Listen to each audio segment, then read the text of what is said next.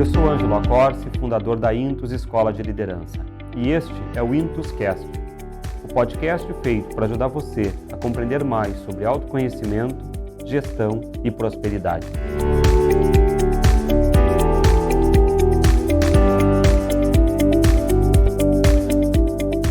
Iniciamos o podcast de hoje, como sempre, tendo como escopo contribuir com o projeto de cada um. Afinal, cada pessoa tem os seus próprios interesses e conforme cada pessoa realiza a si mesma e realiza o próprio business de modo legal, com o resultado, a sociedade também melhora, ou seja, se contribui com o todo.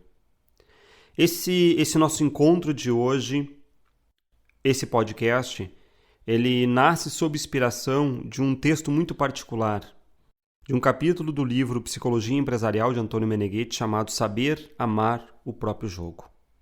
E para começar, eu quero trazer um adjetivo, o adjetivo distinto, que é um termo de prestígio da alta filosofia, distinto. Como exemplo, pense que um indivíduo é uma unidade de ação, é um sujeito, que é um todo uno em si mesmo e distinto de todos os outros. Logo, distinto denota sempre um significado de superioridade. Exemplifico. Distinto está sempre em relação a algo nobre, qualificado e com termos liderísticos, como capaz, potencial, ação no sentido de qualificação, mérito, reconhecimento no sentido de serviços, resultados. Então, distinto, ele não é um sinônimo de diferente, porque ele sempre porta consigo um toque, um significado de superioridade.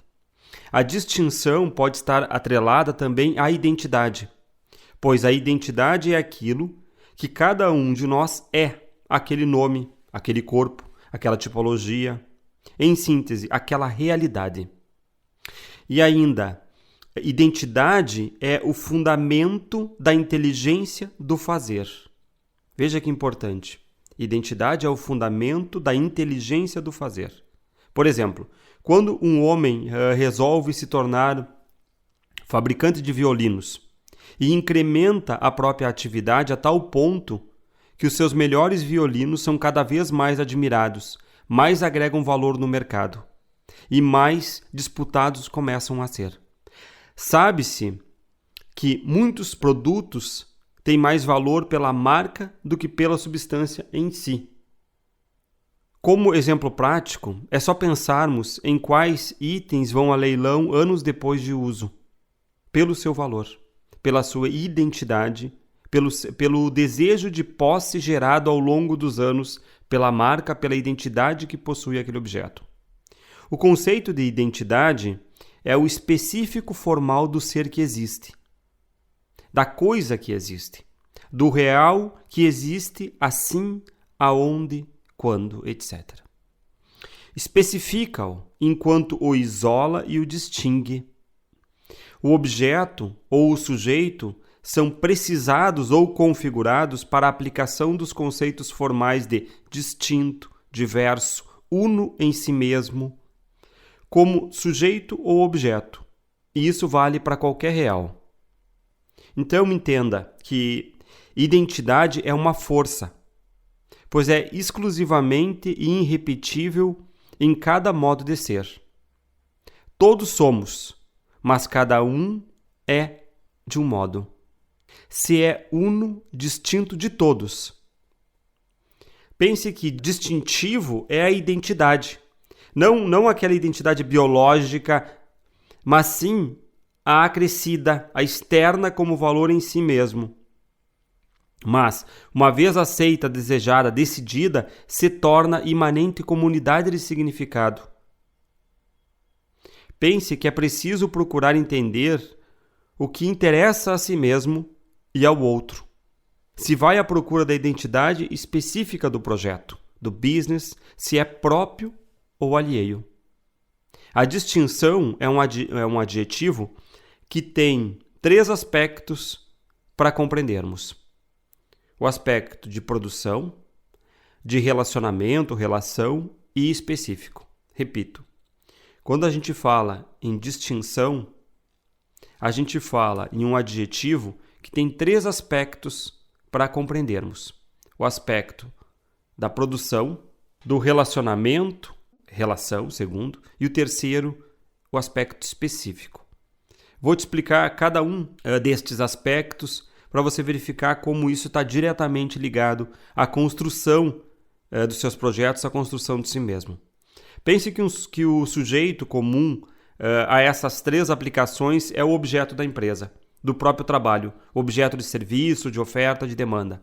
Assim, quando um jovem líder, por exemplo, entra em uma capacidade de produzir serviço ou qualquer outra coisa, ele deve ter uma capacidade de produção distinta.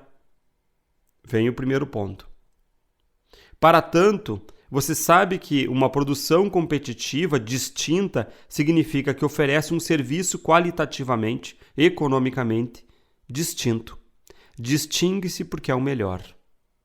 Se você observar o mercado, ele não se baseia nas necessidades básicas, como o comer e o beber, mas ele se funda em outras necessidades, pois as pessoas compram para se sentirem superiores. Essa passagem é importante.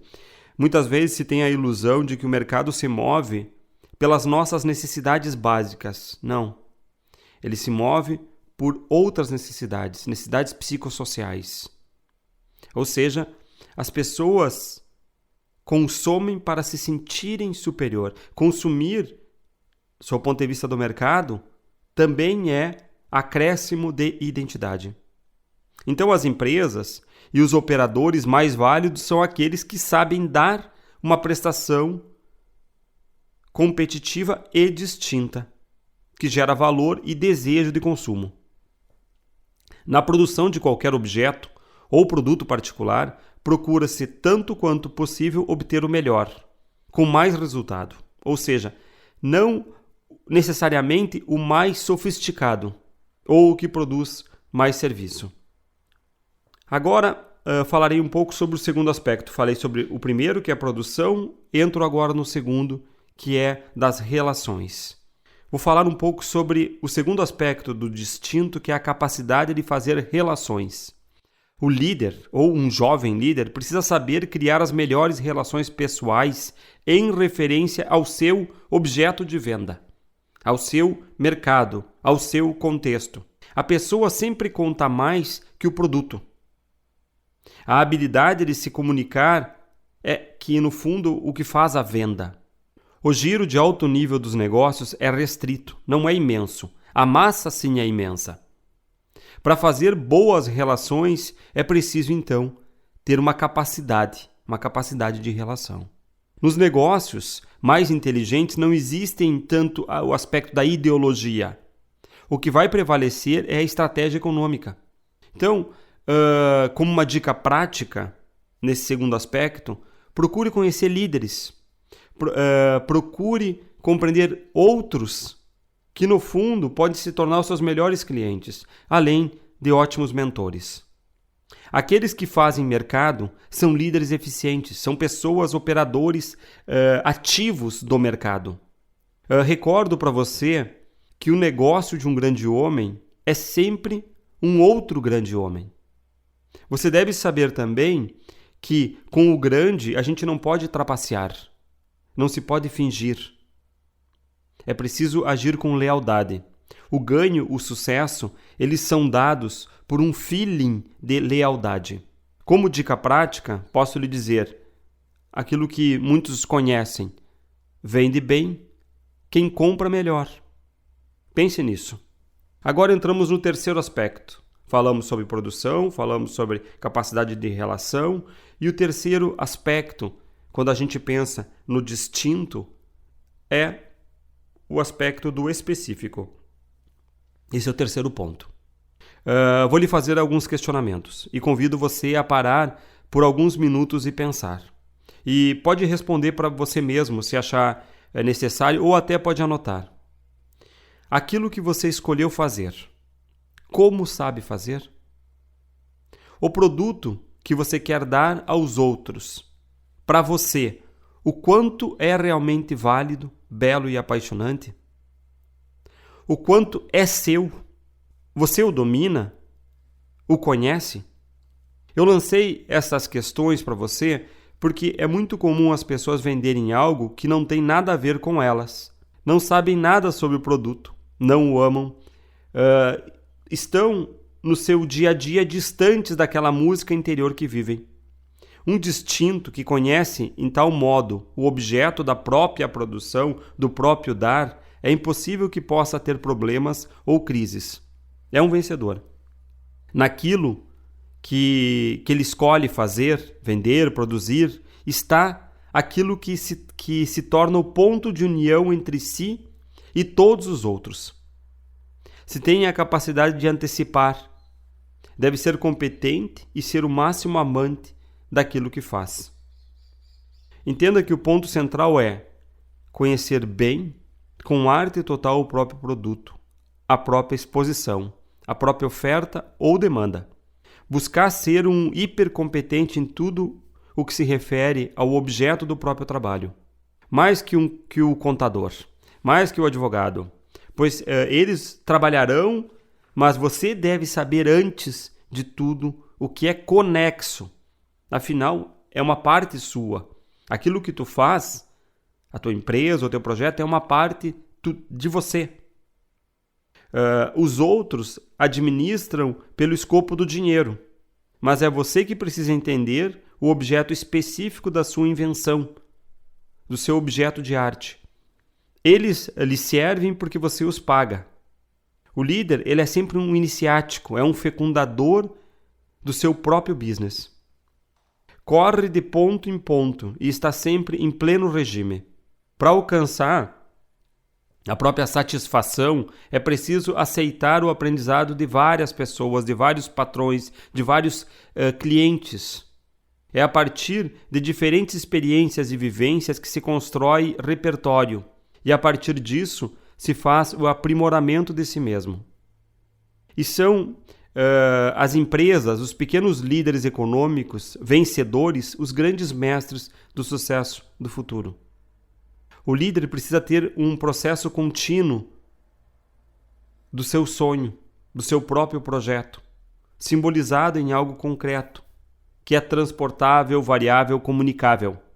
O líder parte, muitas vezes, na sua atuação profissional, a fazer aquilo que mais gostava de brincar na infância.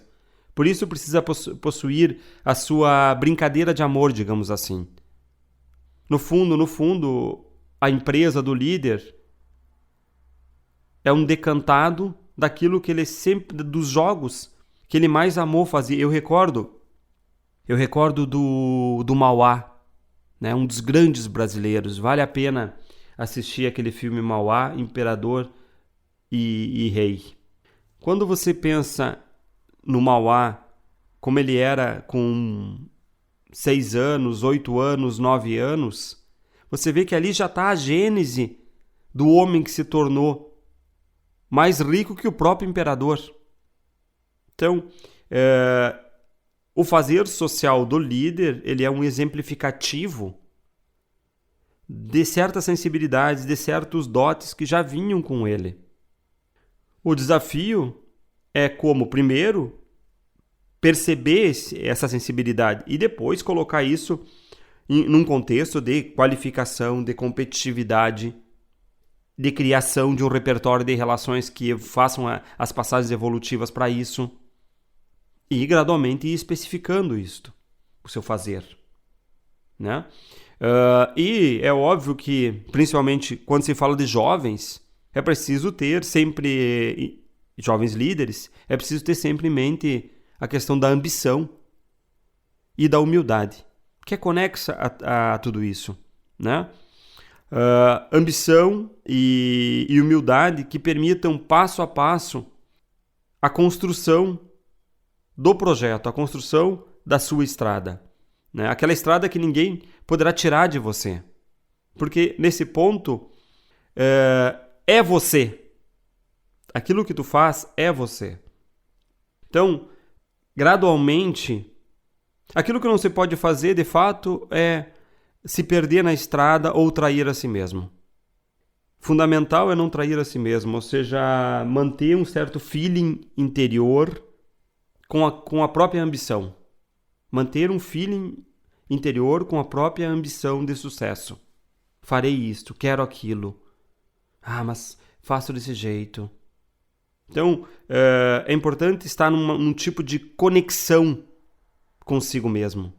E eu evidencio que o consigo mesmo não é tanto daquele modo que nos ensinaram, mas sim estar com aquele sigo mesmo que verdadeiramente é você. Isso também é uma artesania, aprender de fato a si mesmo. Né? Meneghetti traz um ponto que faz conexão com tudo isso e eu exemplifico esse ponto a partir de uma frase. Tudo é força de vontade, mas na vida a força de vontade não basta, é necessária a inteligência. Ou seja, se a vontade está ligada à inteligência, é maravilhosa. Mas se está ligada a uma situação pouco inteligente, leva à autodestruição. Por quê? Tanto o garoto que não quer estudar na escola, quanto aquele que se revela inteligente, ambos têm força de vontade. Inclusive, para ser estúpido, é preciso ter força de vontade. É necessário ter clareza da direção a seguir e ter o escopo funcional vencedor. A partir do momento que se sabe, pode colocar a força de vontade naquela situação. Vontade significa a ação que quer. Vontade significa, etimologicamente, a origem da palavra é a ação que quer. Então, eu esclareço a você que só saber e ter vontade ainda não é suficiente. É preciso conhecer o próprio fim, é preciso também querer e decidir a volição à ação. Feito isso, sabe-se que cada indivíduo tem um projeto de vida, único, vencedor e irrepetível. Para descobrir qual é o seu projeto, eu vou lançar aqui alguns breves questionamentos a você que podem te apoiar. E lembre-se daquilo que apontei neste podcast anteriormente. Do que você gostava de brincar na infância? Né? Aquilo que você faz hoje. O que de fato te alegra? Quais coisas você sabe fazer bem e de forma distinta dos outros? A partir das respostas que você elencar, já tem um norte a seguir para construir o seu projeto. Outro ponto que chamarei a atenção neste podcast e que já trouxe em outros é o core business. O core business é o escopo formal pelo qual a empresa quer o ganho ou o meio específico para centrar o business. Ou seja, o que você quer e sabe fazer de especial para o mercado e para a sua satisfação. Para uma empresa de sucesso manter a sua capacidade competitiva é estar centrada no core business, porque a partir dela pode crescer, criar valor a longo prazo. Para se criar lucro a partir do core business, os líderes de uma empresa, os managers, enfrentam basicamente 3 problemas. O primeiro, construir força e influência de mercado no próprio core business ou em segmentos deste business. Como o exemplo prático, pode ser a Pepsi, que atuava em diferentes ramos de restaurante, mas a mesma não superava a marca Coca-Cola, pois ampliou demais o seu core business, ou seja, não tinha esclarecido o seu público-alvo. A Coca-Cola sempre teve um impacto muito forte a partir do marketing. Após ter vivido na pele a queda de mercado, a Pepsi mudou a estratégia e se concentrou nas bebidas, que resultou anos depois numa dobra de posição de mercado. Começou a ter influência de mercado através do seu core business, abandonando o que tinha sido uma ampliação que não trouxe vantagem. E até os dias atuais é a marca comparada e que disputa mercado com outras empresas grandes do segmento. Segundo problema, estender-se no business adjacente ao core business, de modo lógico, pois quanto mais forte é o core, mais oportunidades aparecem para a empresa. E na busca pelo lucro e de querer angariar qualquer oportunidade que aparece, pode-se querer abraçar o mundo e perder o foco. E por terceiro problema, se tem a necessidade de redefinir ou deslocar o core business em resposta à turbulência nos setores da atividade. Para seguir as tendências de mercado, é necessário muita exatidão e cautela nesse aspecto e ter clareza do próprio core business. Quando a gente fala em saber amar o próprio jogo, saber amar o próprio projeto, quando nós falamos de identidade e quando nós falamos de ser distinto, é óbvio que está conexo o aspecto do core business. Porque, como dito, o core business ele é a materialização de um potencial de inteligência. Então, é importante a gente conseguir parar para refletir sobre esse aspecto. E se perguntar, né? Eu tenho um core business? Se eu tenho, como estou fortalecendo o meu core? Se eu não tenho, o que eu estou fazendo para identificá-lo? Caso você não tenha clareza disso, é óbvio que também vai se verificar uma carência de identidade no teu projeto econômico, porque a falta de clareza do core se manifesta também no negócio. Então, nisso tudo, principalmente para o líder, é fundamental ter claro o que você quer fazer. Ok? Você quer ser um empresário, você quer ser um executivo, você quer ser um diretor de uma empresa, você quer ser um chefe de cozinha, você quer ser um alfaiate, o que você quer ser? Depois, estabelecido isso, você precisa saber se você é capaz de fazê-lo. Se você possui competência, se você possui os meios, se o modo como você faz funciona, se você atrai cliente e por que os clientes vêm até você se atrai, se você sabe como precificar, como cobrar, se você sabe dar valor mercadologicamente àquilo que é o teu fazer e se você é reconhecido e pago, se você é escolhido. Tudo isso faz parte de uma estratégia de construção do próprio core e de exaltação da tua distinção. A ação centrada no próprio core business determina sempre um escopo. Obviamente, esse escopo ele vai se alternando na realização do seu projeto. Mas a ação centrada no core business determina sempre um escopo. O que fazer agora? Né? Quando cito a palavra escopo, eu tenho a clareza de dizer a você que o escopo ele é o coordenador, o determinante, que constitui o corpo, o objeto, o todo. A partir do momento em que você define o seu escopo, você tem constituído a forma mentes, o corpo, o objeto, o todo, e logo se instaura imediatamente um organograma das relações.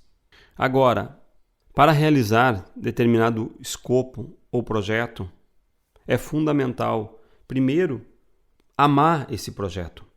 Em primeiro lugar, ter amor pelaquilo que tu faz, pelaquele objeto da tua ambição. Porque, por incrível que pareça, é essa conexão de amor que existe entre o líder e o seu objeto, o líder e a sua empresa, o líder e o seu projeto, que faz a conexão entre o cliente e a empresa.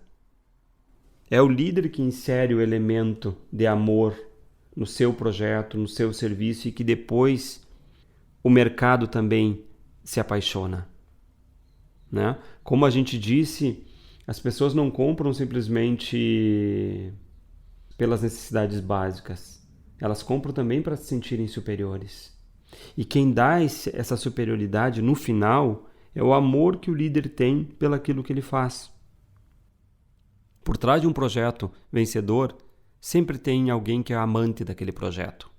E é esse ponto que faz o trade union, né? Que faz a ligação, que faz o nexo entre líder, projeto, mercado. Quem faz essa passagem é esse interesse, esse amor do líder. É óbvio que conexo a isso estão todos aqueles aspectos da técnica, dos colaboradores, do suporte do dinheiro, da capacidade do serviço, que é o terceiro ponto do específico, o terceiro ponto do ser distinto. Né? Meneghetti nos traz uma frase inspiradora sobre a realização do projeto de vida. Ele diz o seguinte: fazer parte da vida é um ato de amor. Foi-nos oferecida a oportunidade de participar de uma Olimpíada. A vida é uma oportunidade de protagonismo. Veja, a vida é uma oportunidade de protagonismo. Por que ficar embaixo se tu pode ficar em cima? Por que ser um entre tantos se você pode ser um distinto? Frente a ti mesmo. Se primeiro é sempre frente a nós mesmos. Não é aqui um aspecto de um egoísmo infantil, de uma necessidade de reconhecimento infantil do social. O protagonismo primeiro ele é frente a ti mesmo. Porque quando a gente se defronta com nós mesmos, a gente sabe se está fazendo bem ou não está fazendo. Então, com isso, nota-se que a todo momento pode-se fazer mais e melhor, aprimorar-se e ser competitivo, tornando-se cada vez mais distinto. Se você observar a natureza, você vai verificar que os pássaros, as flores, eles trabalham sempre pelo próprio projeto, a cada momento. Observe os animais. Ou seja, não há um momento de parar e colocar tudo numa caixa e sair para fazer outra coisa. Tem-se a clareza do escopo do projeto. E, se colocado todos os particulares juntos, obtém-se um resultado agradável, funcional, evolutivo. Uma outra frase de Meneghetti: a vida escolhe e exalta a si mesma no modo e lugar da sua identidade. Essa é uma passagem difícil, né? Porque a vida ela reside na vitória. A vida se exalta em cada vitória. Ou seja, a vida como um todo se exalta na minha pequena vida na medida em que eu sou coerente e sou um vencedor frente a mim mesmo. Ou seja, a primavera não está nas árvores mortas, secas, mas naquela que floresce, naquela que é repleta de frutos. Isso significa que, quanto mais uma coisa produz, quanto mais um homem produz com harmonia, com alegria, mais é vital. O ser humano é também consciência, orgulho, pessoa. Portanto, quando se sabe e se demonstra ser capaz, começa-se a perceber que há algo a mais, que é naturalmente próprio. Não pode existir de outra forma. E eu encerro esse encontro de hoje com mais uma frase de Meneghetti, onde ele diz que as pessoas inteligentes têm mais possibilidade, mas ao mesmo tempo têm também maior responsabilidade. Responsabilidade é uma palavra que vem do latim respondere, que é a capacidade de responder às necessidades internas e às demandas externas. Quanto mais a vida me dá, mais eu devo ser coerente à vida. Quanto mais possibilidades eu tenho, mais responsável eu sou por construir essas responsabilidades, por construir essas possibilidades. Mas não uma responsabilidade frente a um terceiro, que seria uma repetição das nossas relações da infância, onde também nós tínhamos que fazer para alguém. Essa responsabilidade está conexa a uma maturidade de entender que no final do dia o teu confronto é sempre com ti mesmo. Até logo.